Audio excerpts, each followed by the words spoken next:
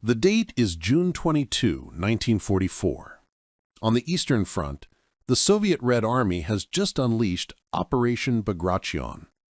It is the largest, most violent, and most decisive military offensive in the history of human warfare. A tidal wave of 2.3 million soldiers, 4,000 tanks, and 22,000 artillery pieces is smashing into the German Army Group's center in Belorussia. In a matter of weeks, 28 German divisions are not just defeated, they are obliterated. The German front line, which has held for years, simply evaporates. The Wehrmacht is fleeing west, desperate to escape the encirclement, stumbling through forests and marshes. But as the terrified German soldiers look over their shoulders, scanning the horizon for the Soviet tanks they fear most, they see something else. Something that terrifies them even more than the armor. They see the infantry catching up to them. They see heavy artillery pieces keeping pace with the blitzkrieg, not being towed by exhausted horses, but moving at 40 miles per hour.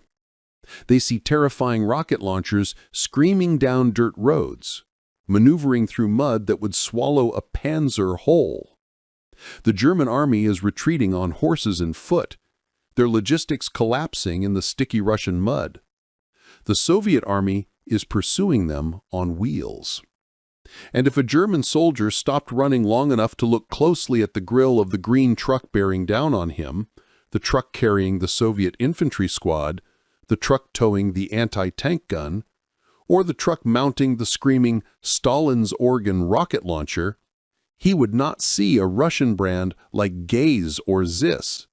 He would see a name stamped in American steel, a name from South Bend, Indiana, Studebaker. By the time the smoke cleared over Europe, the United States had shipped over 400,000 trucks and jeeps to the Soviet Union. To put that staggering number into perspective, that is enough vehicles to form a bumper-to-bumper convoy stretching from Red Square in Moscow all the way to the Brandenburg Gate in Berlin. This massive fleet did not just help the Soviet Union survive, it fundamentally altered the physics of the Eastern Front. It transformed the Red Army from a slow, plodding giant reliant on railheads and horse carts into a high-speed mechanized juggernaut, capable of the deep battle doctrine that ultimately crushed the Third Reich. But the question remains, how? How did a capitalist nation transport nearly 500,000 vehicles halfway around the world through U-boat-infested oceans and scorching Persian deserts to save a communist regime that was on the brink of total collapse? And why was a truck that was explicitly rejected by the U.S. Army, the Studebaker US6, the specific mechanical key to the Soviet victory? To understand this industrial miracle, we must go back to the desperate winter of 1941. The Soviet Union was bleeding to death. Operation Barbarossa, the surprise German invasion, had decimated the Red Army. In the first 6 months of the war, the Soviets lost over 20,000 tanks, thousands of aircraft, and an estimated 4 million men captured or killed. But arguably the most crippling loss, the one that kept Stalin awake at night, was the loss of their rolling stock. The German Luftwaffe, understanding modern war, had mercilessly targeted the Soviet rail lines and depots. The Soviet rail network, the logistical spine of the massive nation, was severed in thousands of places. While Soviet factories were being hurriedly dismantled and moved east of the Ural Mountains to escape the German advance, a factory in Siberia is useless if you cannot get the weapons to the front lines in Moscow or Stalingrad. Stalin was facing a logistical apocalypse. The Red Army was fighting a 20th century war with 19th century logistics. Despite the propaganda of mechanization, the Soviet logistics tale relied heavily on horses, millions of them. And in Russia, the terrain is the enemy. When the autumn rains came, creating the infamous Rasputitsa, the season of mud, the unpaved roads turned into waist-deep swamps of clay. Horses died of exhaustion by the thousands, their hearts bursting as they tried to drag artillery pieces through the mire. Russian-made trucks, often based on older American Ford designs licensed in the 1930s, with simple two-wheel drive, sank to their axles and were abandoned by the roadside. Without mobility, the legendary T-34 tank was isolated. A tank is a hungry beast. It needs fuel trucks, ammo trucks, and repair trucks to follow it constantly. Without that support, a tank is just a stationary steel pillbox that eventually runs out of gas and gets surrounded. In Washington, President Franklin D. Roosevelt understood this strategic reality. He knew that if the Soviet Union fell, the full weight of the Nazi war machine, millions of veteran soldiers and thousands of planes, would turn west toward Britain and the Atlantic. He pushed through the Lend-Lease Act, authorizing the shipment of war material to the USSR. When the initial offers of aid were made, the Soviet leadership asked for the obvious things: aluminum for aircraft, high-octane fuel, and explosives. But Stalin, a man obsessed with the mechanics of power, added a specific, urgent demand that surprised some diplomats. "Send us trucks." The U.S. War Department turned to its automotive giants. General Motors was already building the legendary CCKW Deuce and a half for the U.S. Army. It was a spectacular truck, technologically advanced and reliable. But the U.S. Army needed every single one of them for its own buildup in Europe and the Pacific. However, that was another contender in the industrial ring. The Studebaker Corporation in South Bend, Indiana, had designed a heavy-duty 6x6 truck, the US6. It was a beast of a machine, weighing in at nearly 10,000 pounds fully loaded. It was powered by a Hercules JXD six-cylinder engine, a low-compression workhorse that produced 95 horsepower and 200 foot-pounds of torque. The U.S. Army Quartermaster Corps had tested the Studebaker extensively on their proving grounds, and, in a twist of fate, had rejected it for front-line U.S. service. The Army evaluators argued that its engine was slightly underpowered compared to the GMC, and more importantly, they wanted to standardize on one model, the GMC, to simplify the nightmare of spare parts logistics. This rejection was the best thing that could have happened to the Red Army. Since the U.S. Army didn't want the Studebakers, the entire production run was available for export under Lend-Lease. And, as it turned out, the very features that made the U.S. Army hesitate were exactly what the Russians needed to survive the Eastern Front. The Hercules engine had a lower compression ratio than the GMC. This meant it was far less fussy about fuel quality. The U.S. Army ran its vehicles on high-quality, refined American gasoline. The Red Army, however, often had to run its fleet on low-grade, dirty fuel, sometimes little better than kerosene, that would clog and destroy a more sensitive, high-performance engine. The Studebaker drank the dirty Soviet fuel without complaint. Furthermore, the Studebaker was built like a tractor. It had a higher ground clearance and a more robust, albeit stiffer, suspension system. It was designed to be overloaded and abused by conscript drivers who, perhaps, had never driven a car before. The deal was signed. Studebaker, along with Rio Motors, which helped with the overflow, began shifting their assembly lines to run 24 hours a day, solely for the Soviet account. But building 400,000 trucks was only the first step. The real nightmare was delivery. There were 3 routes to Russia, and all of them were suicidal. The first was the Arctic convoys to Murmansk and Archangel. This was the shortest route, but the deadliest. Allied merchant ships had to sail past Nazi-occupied Norway, dodging U-boats and Luftwaffe bombers based at the tip of the fjords. The waters were so freezing that a sailor overboard would die of hypothermia in minutes. The infamous destruction of convoy PQ-17 proved that this route could not sustain the volume needed. The second was the Pacific route to Vladivostok. This was safer from Germans, But technically, the Soviet Union was not at war with Japan yet. Soviet ships could carry non-military supplies past Japan, but carrying combat trucks was a diplomatic tightrope. Plus, Vladivostok was 6,000 miles from the front lines via the Trans-Siberian Railway, a bottleneck in itself. The third route was the Persian Corridor. This became the solution. In a joint operation, the Allies invaded and occupied Iran to secure a supply line from the Persian Gulf to the Soviet border in Azerbaijan. It was here, in the scorching deserts of Iran, that American logistics performed a miracle equal to the Normandy invasion. When the Americans arrived in Iran, the infrastructure was practically non-existent.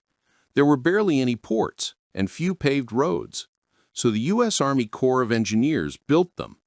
They expanded the ports of Bandar Shapur and Khorramshahr, dredging harbors and building docks. They took over the Trans-Iranian Railway, upgrading the tracks and bringing in American diesel locomotives to replace the weak steam engines that couldn't handle the mountains. But the trucks couldn't be shipped whole. A fully assembled 2.5-ton truck takes up a massive amount of cubic footage in a ship's hold. To hit the volume Stalin needed, the trucks had to be shipped CKD, completely knocked down. This meant the trucks were disassembled at the factory in Indiana into crates of parts. Engines, axles, frames, cabs, transmissions, and wheels were packed into compact wooden boxes to maximize shipping density. This allowed a single Liberty ship to carry hundreds of vehicles instead of dozens. But this created a new problem. You can't drive a crate to Stalingrad. So the U.S. Army Corps of Engineers established two massive truck assembly plants in the middle of the Iranian desert. The largest was at Endimesh, a place so hot the tools had to be kept in buckets of water so mechanics wouldn't burn their hands when they picked them up. The temperature regularly exceeded 120 degrees Fahrenheit. The soldiers nicknamed it Little Detroit. The scale of the operation at Endimesh defies belief. Local Iranian laborers worked alongside American mechanics and Soviet acceptance officers in a frantic, sweaty ballet. They built conveyor lines directly on the sand. A crate would be cracked open at one end of the line. The heavy steel frame would be laid down. As it moved down the line, the suspension was bolted on. Then the engine dropped in by a crane, then the cab, then the wheels. At the height of operations, a finished Studebaker US6 rolled off the assembly line at Endimesh every 3 to 5 minutes. These weren't just empty vehicles, they were mobile warehouses. As soon as a truck was finished and tested, it was loaded to the brim with other Lend-Lease supplies, crates of ammunition, boots, and canned food, specifically Tushanka, the American canned pork that became a staple of the Soviet diet. Then began the drive away. This was one of the most grueling road trips in history. Soviet drivers would take possession of the trucks in Iran. They would then drive them in convoys, hundreds at a time, north toward the Soviet border. They had to cross the jagged Zagros Mountains and navigate the treacherous mountain passes of Azerbaijan. The roads were narrow, winding, and often bandit-infested. The drivers pushed the Studebakers to the limit. They found that the 6x6 drive, six-wheel drive, allowed them to climb gradients that no Russian truck could attempt. The locking differentials meant they could claw their way through sand and mud. The Studebaker entered the Russian language not just as a brand name, but as a noun, meaning military truck. By 1943, the flood of American trucks began to reach the front lines in numbers that changed the strategic calculus. To understand the impact, you have to look at the German side. The German Wehrmacht is often remembered in popular culture as a fully mechanized force because of the propaganda newsreels of Panzer tanks. But this is a myth. The Panzer divisions were the tip of the spear, but the shaft of the spear was made of wood and horseflesh. Throughout the entire war, the German army relied primarily on horses for logistics. They used over 2.7 million horses. Their heavy artillery was pulled by horses. Their field kitchens were pulled by horses. Their supplies were carried in wooden wagons. Horses are fragile logistics platforms. They need massive amounts of fodder, which takes up shipping space. They die in the cold. They panic under fire. They get sick. And most importantly, they are slow. A horse-drawn supply column moves at the speed of a walk, 3 to 4 miles per hour. By 1944, thanks to Lend-Lease, the Red Army was moving at 30 to 40 miles per hour. The Studebaker US6 allowed the Soviets to perfect the doctrine of deep battle. In the early war, when a Soviet tank breakthrough occurred, the tanks would rush forward, smashing the German line.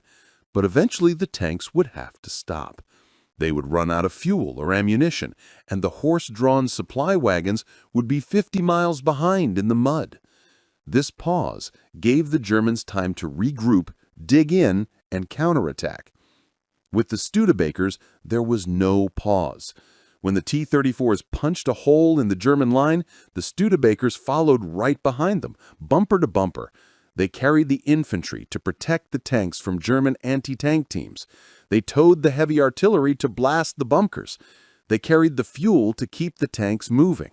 The Germans would retreat 10 miles, thinking they had bought a day of safety to dig trenches, only to find the Soviets already there, flanking them. The speed of the advance was psychologically shattering to the German command. The most iconic marriage of American steel and Soviet firepower was the BM-13 Katyusha rocket launcher. The Katyusha was a terrifying weapon, a rack of launching rails that fired a salvo of 132mm rockets in seconds. The noise was a shrieking howl that earned it the nickname Stalin's organ. It devastated German morale, saturating entire grid squares with high explosives. In the early days of the war, the launchers were mounted on Soviet ZiS-6 trucks, but the ZiS-6 was underpowered and unstable. The heavy steel launcher made the truck top-heavy, and it often bogged down in the mud while trying to get into firing position. A stuck rocket launcher is a dead rocket launcher. The Soviets realized the Studebaker was the perfect platform. It was stable, powerful, and the six-wheel drive meant that it could travel cross-country to fire from unexpected locations, forest edges, ravines, and muddy fields. It enabled the tactic of shoot and scoot, fire a salvo and drive away before German artillery could triangulate the position. By the end of the war, the vast majority of mobile Katyushas were mounted on the chassis of the Studebaker US6. The image of the Red Army's vengeance, the screaming rockets raining down on Berlin, was physically carried on a truck built in Indiana. But the aid wasn't just Studebakers. The U.S. delivered 7,000 mechanized half-tracks, 3,500 amphibious WWIIs, and 43,000 Jeeps. The Jeep, known in Russia as the Willys, became the command car of the Red Army. It replaced the officer's horse. It was nimble, tough, and could traverse any terrain. It was so beloved that tough Soviet tank commanders, men who had survived the worst battles of history, would often be seen driving them personally rather than letting a driver do it. By 1945, the disparity between the two armies was comical. As the Red Army closed in on Berlin, the German logistics had completely collapsed. The master race was using oxen, farm tractors, and even bicycles to move ammunition to the front. Meanwhile, the Red Army was arguably the most motorized force on Earth. The sheer volume of Lend-Lease trucks meant that the Soviets didn't just have enough trucks for the front, they had enough to mechanize their rear echelon. They could move entire factories. They could transport millions of refugees out of harm's way. They could move hospitals. Statistics from the end of the war paint a stark picture. By May 1945, Studebaker trucks comprised nearly 50% of the entire motor vehicle fleet of the Red Army. But if you looked only at frontline units, the tip of the spear, the units actually fighting the Germans, that number was closer to 75%. Without these trucks, the Soviet offensives of 1944 and 1945 would have been physically impossible. The Red Army might have still won eventually through sheer attrition, but the cost in blood and time would have been exponentially higher. Military historians estimate that without Lend-Lease transport, the war on the Eastern Front would have dragged on for another 12 to 18 months. That is an extra year of the Holocaust, an extra year of brutal occupation in Poland and Czechoslovakia, an extra year of death on a continent already drowning in it. However, immediately after the war, the Iron Curtain fell. The narrative changed overnight. Stalin, paranoid and eager to project Soviet strength to the world, downplayed the role of American aid. The official Soviet history books minimized Lend-Lease, claiming it accounted for only 4% of total Soviet production. While this percentage might be mathematically true for things like artillery shells or rifles, which the Soviets produced in massive numbers, it was a lie, by omission, regarding logistics. The Soviet Union produced plenty of tanks, but they produced almost no specialized heavy trucks during the war because their automotive factories had been converted to build tanks. They made the guns. America provided the wheels. For decades, the image of the Studebaker US6 was scrubbed from Soviet war movies. The Katyushas were shown mounted on Russian trucks. The convoys were erased from the history books. The little Detroit in the Persian desert was forgotten. But the soldiers knew. In private memoirs and letters, the reverence for the American equipment remained. Marshal Georgy Zhukov, the greatest Soviet commander of the war, the man who defended Moscow and conquered Berlin, was secretly recorded in 1963 admitting what the propaganda denied. He said, "People say that the Allies didn't help us, but it cannot be denied that the Americans sent us materiel without which we could not have formed our reserves or continued the war. We had no explosives and powder. And how could we have formed our tank corps without the American Studebakers?" Nikita Khrushchev, who served as a political commissar at the Battle of Stalingrad and later led the Soviet Union, was even more blunt in his memoirs. He said, "If the United States had not helped us, we would not have won the war." The story of the Studebaker US6 is a testament to the fact that war is not just about courage and firepower, it is about industrial capacity. It is about the unglamorous, gritty reality of moving tons of steel across miles of mud. The American auto industry, pivoting from building family sedans to building 6x6 behemoths, achieved a feat of production that the planned economy of the Soviet Union and the fascist economy of Germany could not match. They built a truck so tough that it survived the worst terrain on Earth. They built so many of them that they effectively paved a road of steel from the Persian Gulf to the Brandenburg Gate. Today, in military museums across Russia, you can still find them. They are often rusted, painted over, or modified, but if you look under the hood of a restored Katyusha rocket launcher, you will find a Hercules engine. If you check the chassis rails, you might find a stamp from South Bend, Indiana. These trucks are the silent witnesses to an unlikely alliance. They are the proof that when the world was on the edge of the abyss, American labor and Soviet blood combined to destroy tyranny. Stalin begged for aid, and the arsenal of democracy answered, not just with weapons, but with the wheels to carry them. If you enjoyed this deep dive into the hidden logistics of World War II, hit that subscribe button. Click on this to watch our next video. You don't want to miss it. This is World War II Archives.